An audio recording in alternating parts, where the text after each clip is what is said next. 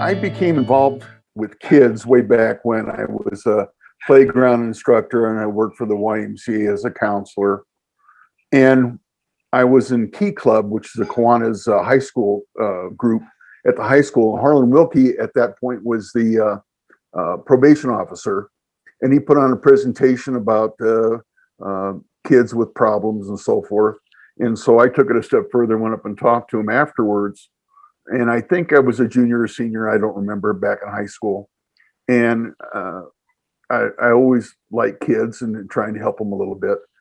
So the summer before I went to Iowa City, we talked seriously about starting a Big Brother, Big Sister program. It was primarily Big Brother at the time. But then I went to school, and I had had a little brother up until that point. And then my dad died in 1972. So I quit school and came back and took over my parents' business, Iowa Wholesale, which is plumbing, heating, lighting, kitchen cabinets, and so forth. And I had some extra time, and I got together again with Harlan Wilkie, and a lady named Dorothy Moore was his assistant, and starting to put together a Big Brother program. I saw a real need for kids that come from single parent homes. And that's part of the delinquency problem back then. Now, this was in the early 72, March 70 of 72, I came back when he died. So it was probably that falls when we started this, and I got together with the YMCA and talked to them for a while about kids.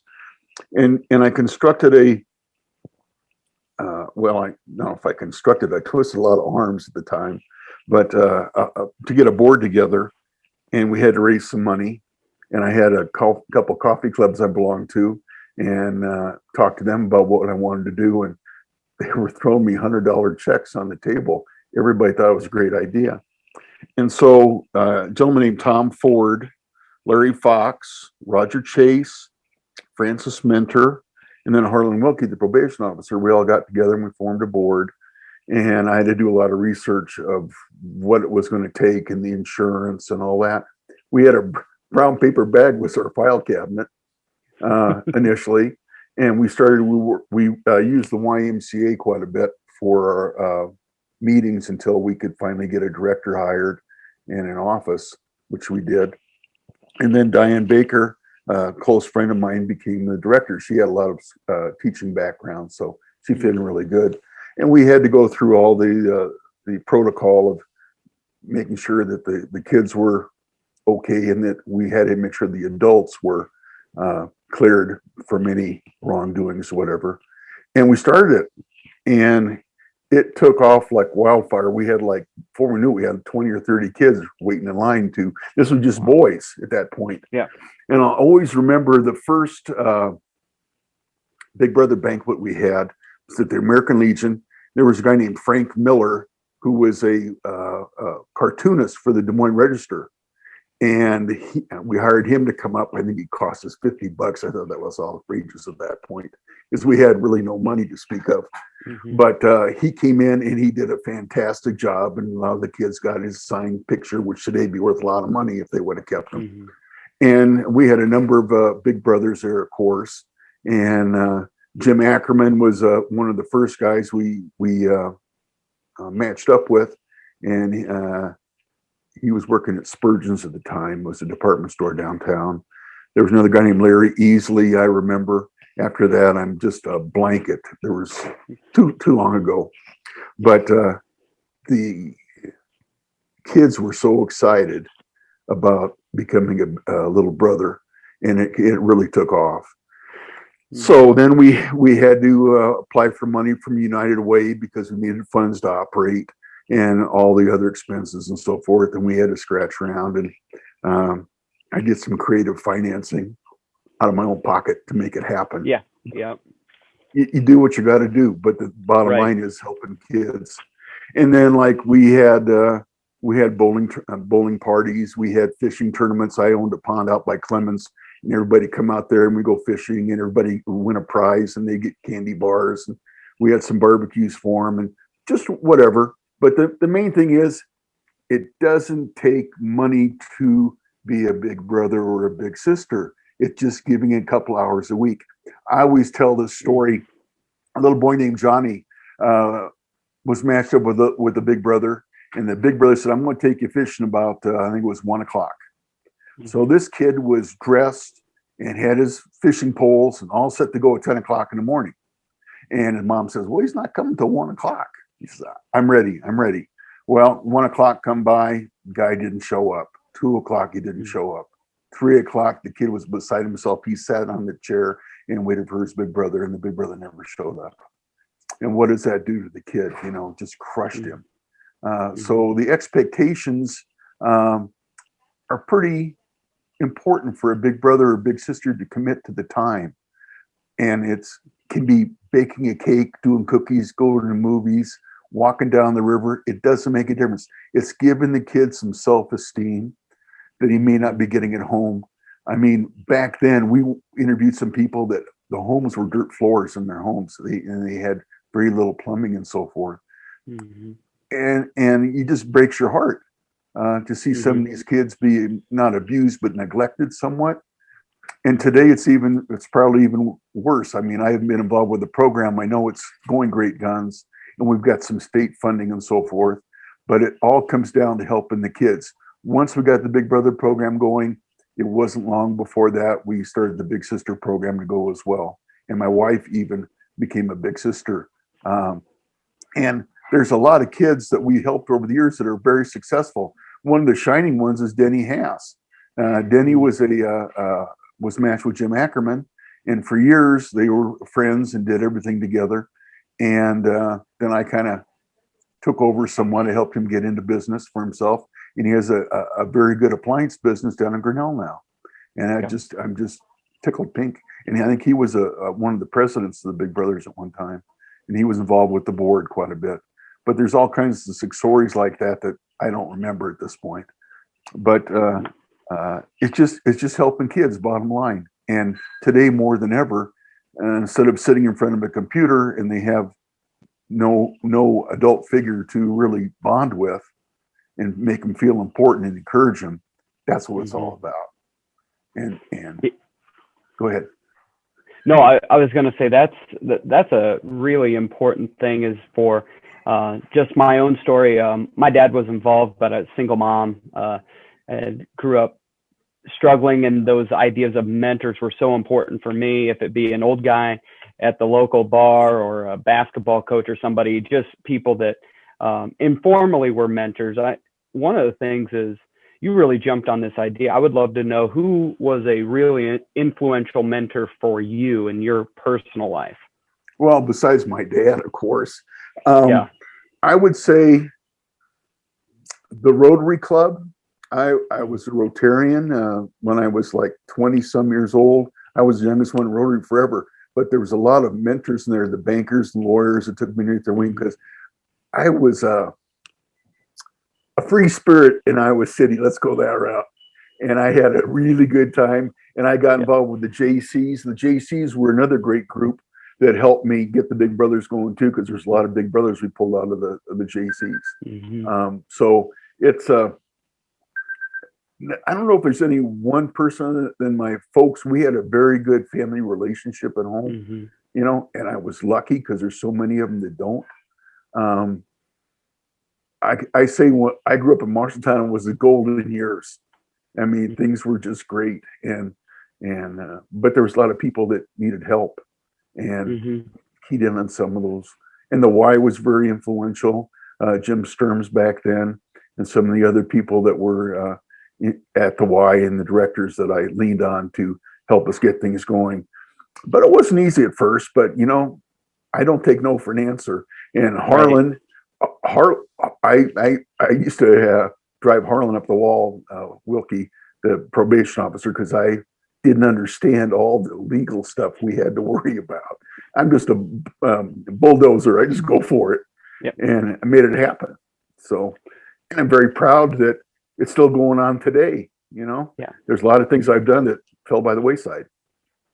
Yeah, it's I love talking to you. One is I also was a free spirit in Iowa City for a few years in my time down at the University of Iowa. I majored in Joe's bar. Understood. Understood.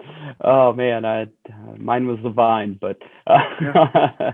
Good wings and there. yes, very much so. So a couple of things that I think are interesting. You mentioned the why and United Way very early on, and one of the cool things is we're still a member of United Way.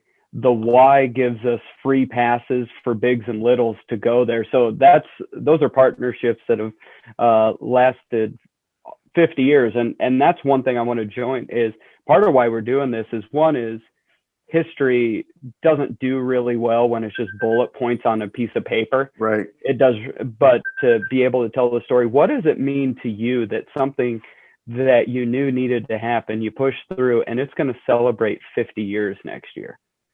Unbelievable.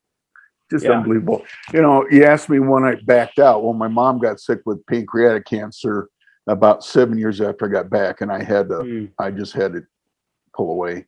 And thank God it continued. Great people do great things. And we had some great people that saw the same vision and see the kids that need the help and the encouragement. And God, it's working. Any kid you take, so they don't have to go through probation or they're going to get caught with beer out on the river and all that. Right. But overall, they're good. Everybody's a good kid. They just need to be channeled a little bit, and that's what it's all about. That's go for it, Lou. Sorry. No, that's okay. We had some great people that were on the board, and we did a lot of creative things. We had a humongous garage sale. We sold watermelon. We sold hamburgers to finance things, and that was cool too. And we got everybody involved. I started the Iowa Barbecue Society, and we had some big events in Marshalltown. That was probably when you were gone. But we had like 20,000 people come through in 2 days for these barbecue contests that I ran. And I made sure the Big Brothers Big Sisters sold the ice cream and the pop. So that it created some funds that way too. So I'm always thinking about them on the side. And as well as the Community College Foundation, we raise a lot of money for scholarship for kids. And it's all about helping them. It's easy to throw money at people, but it's a little more hard when you know that every week you're going to go see your buddy, and it becomes you bond in a relationship that no money can buy. Right. Well, and I think you mentioned something when you started it, like you just wanted to create. You saw a need and you did it, and money followed that vision. That was like pulling teeth, but yes. Money finally followed that vision. We'll put it that way. And Big Brothers Big Sisters, like the major thing is you can always open your pocketbook if that's important, but to like open up your schedule and to open up your lives like that's just next level. That is what really impacts lives. Well, it's friends for life. They're actually part of the family. Right. My wife still keeps in touch with her little sister who's married and got 6 kids or something. I don't know, but and I keep in touch with Denny. The other little brothers I've lost track of. It's been too long.